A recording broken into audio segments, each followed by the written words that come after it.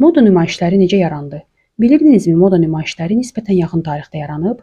Onların tarixi 1943-cü ildən başlayır. Həmin il məşhur Amerikalı PR mütəxəssisi Eleanor Lambert Nyu-Yorkda ilk moda həftəsini təşkil etdi. Press Week adlanan bu tədbir o dövrdə dünya modasının mərkəzi olan Parisdən diqqəti bir qədər yayındırmaq və Amerika dizaynerlərinin istedadını göstərmək məqsədi daşıyırdı. İkinci Dünya müharibəsinin yaratdığı çətinliklərə baxmayaraq, ideya yerli dizaynerlərə kolleksiyalarını mətbuata və alıcılara təqdim etmək imkanı vermək idi. Zaman keçdikcə Fashion Week konsepsiyası dünyanın digər moda paytaxtlarına da yayıldı.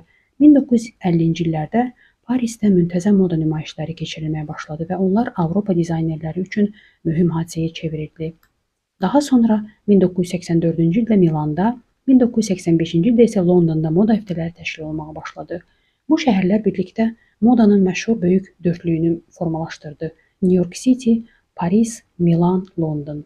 Bu moda paytaxtlarının hər biri dünya modasına özünə məxsus üslub və təsir gətirib.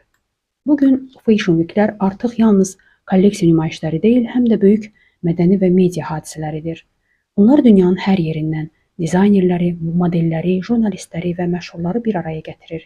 Yeni trendlər təqdim edir və gələcək mövsümlərin modasına istiqamət verir.